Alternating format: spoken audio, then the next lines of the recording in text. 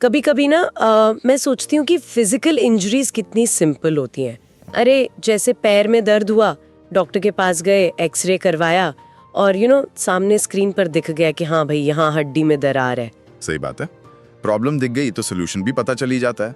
इंसान का दिमाग इस क्लैरिटी को बहुत पसंद करता है। एग्जैक्टली हम सब चाहते हैं कि समस्या पर एक क्लियरली नाम लिखा हो। पर जब हम सक्सेस की राह या माइंड की बात करते हैं तो वहाँ ये सारी स्पष्टता यानी क्लैरिटी अचानक गायब हो जाती है। वहाँ तो कोई एक्सरे मशीन काम ही नहीं आती ना। एक ऐसे दुश्मन का सामना होता है जो दिखता ही नहीं है। और सबसे डेंजर बात यह है कि ये दुश्मन बिल्कुल शोर नहीं मचाता।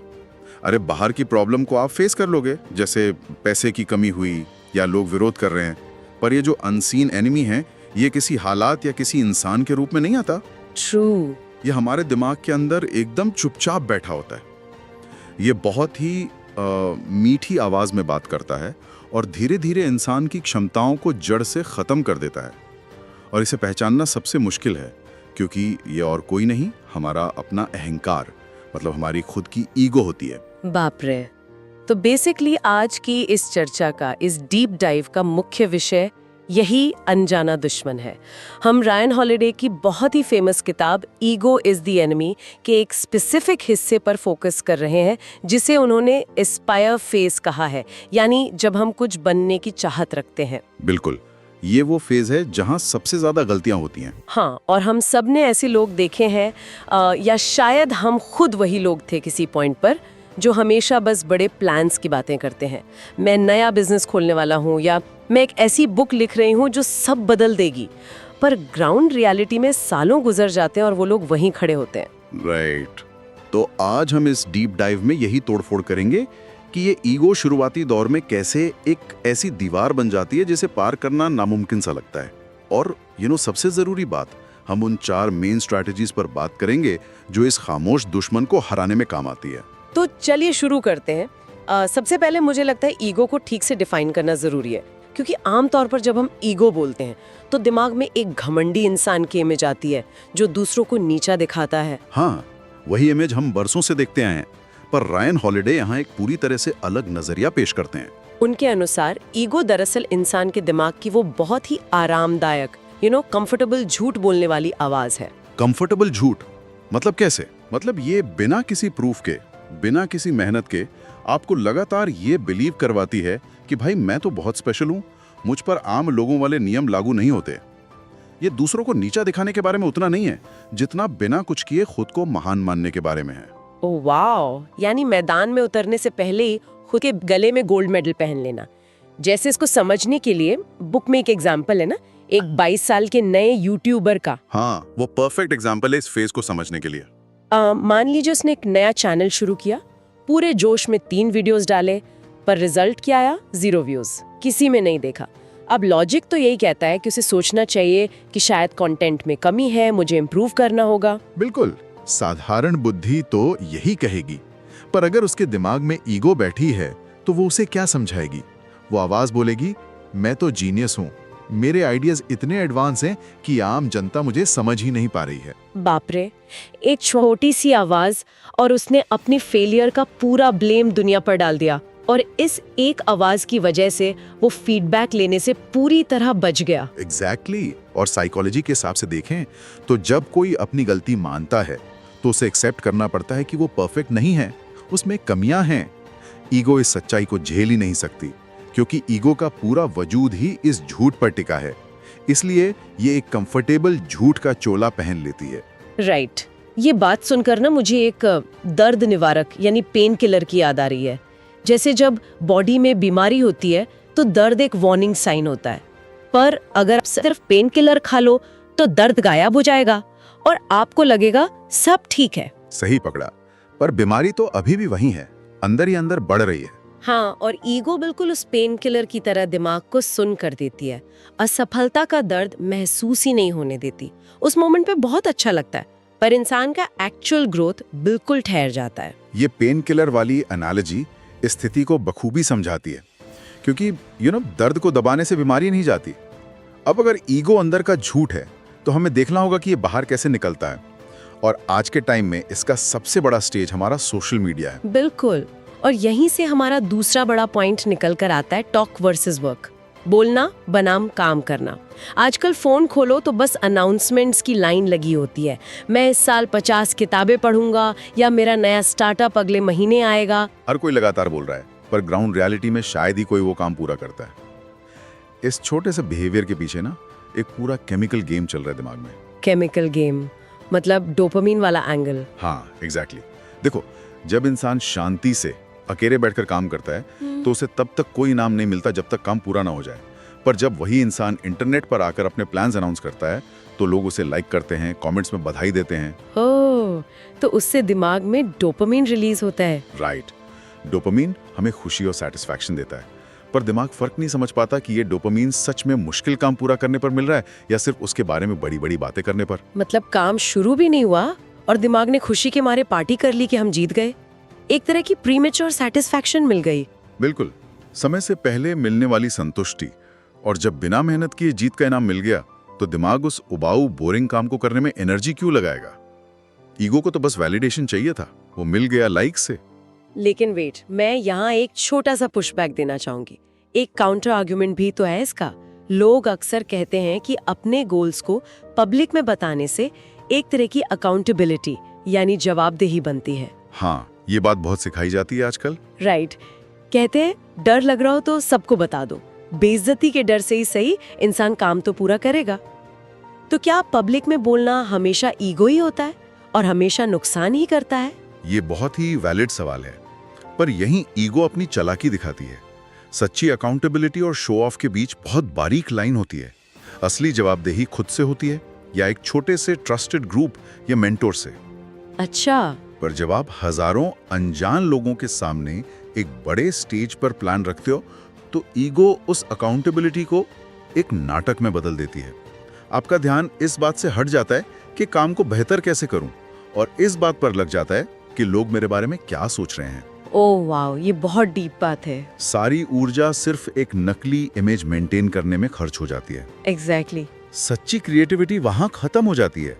रायन हॉलिडे लिखते हैं कि असली सफलता वहां बनती है जहां कोई शोर नहीं होता, रात के 2 बजे अकेले बैठकर किए गए काम में, जहां कोई ताली बजाने वाला नहीं होता। Make sense. तो सीख ये मिलती है कि शांति से बिना शोर मचाए अपना काम करना ही सबसे मजबूत रास्ता है। पर किताब बताती है कि मान लो किसी ने धैर्य रखा, ईगो शांत की और काम कर लिया और उसे थोड़ी सी सफलता मिल भी गई, तब क्या होगा? तब रास्ता और भी ज्यादा फिसलने वाला हो जाता है। वहां अहंकार एक नया और खतरनाक रूप ले लेता है कि अब तो मैं सब कुछ जानता हूं। और यहीं से हमारा तीसरा मेन पॉइंट आता है, द स्टूडेंट माइंडसेट। हमेशा सीखने की ललक रखना। हाँ, क्योंकि इंसान का दिमाग बहुत जल्दी हवा में उड़ने लगता है ना। 2 कदम आगे बढ़े नहीं कि लगता है बस आखिरकार मैंने गेम समझ लिया। बिल्कुल। और रायन हॉलिडे क्लियर करते हैं कि जिस पल ये सोच दिमाग में फिक्स हो जाती है उसी पल आपकी ग्रोथ पूरी तरह रुक जाती है। अहंकार और सीखने की क्षमता एक जगह कभी नहीं रह सकते। ये दोनों एक दूसरे के ऑपोजिट हैं। इस भ्रम को तोड़ने के लिए किताब में एक बहुत बढ़िया हिस्टोरिकल स्टोरी है, एपिक्टेटस की कहानी, जो एक एंशिएंट ग्रीक फिलोसोफर थे। उनकी स्टोरी का सबसे हैरान करने वाला पार्ट उनका फिलोसोफर होना नहीं, बल्कि उनका बैकग्राउंड है। हाँ, वो शुरुआत में गुलाम थे, एक स्लेव। राइट। उनके पास ना कोई पावर थी, ना पैसा था, ना अपने शरीर पर कंट्रोल था।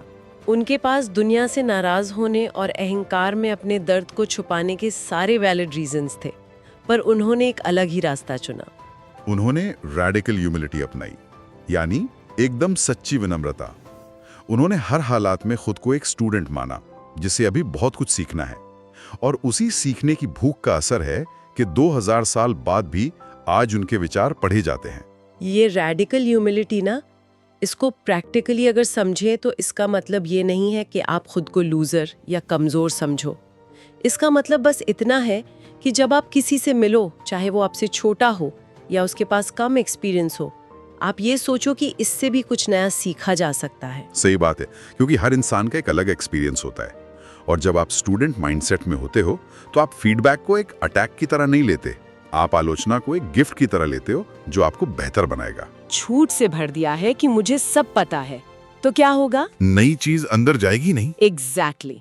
अगर कोई मेंटोर आकर उसमें नए ज्ञान की एक बूंद भी डालना चाहेगा तो वो कब से छलक कर बाहर गिर जाएगी। नया ज्ञान टिक ही नहीं सकता क्योंकि दिमाग में जगह ही नहीं है। हमें हमेशा कप थोड़ा खाली रखना पड़ता है, अनलर्निंग करनी पड़ती है। ये कप वाली बात इस सिचुएशन को एकदम क्लियर कर देती है।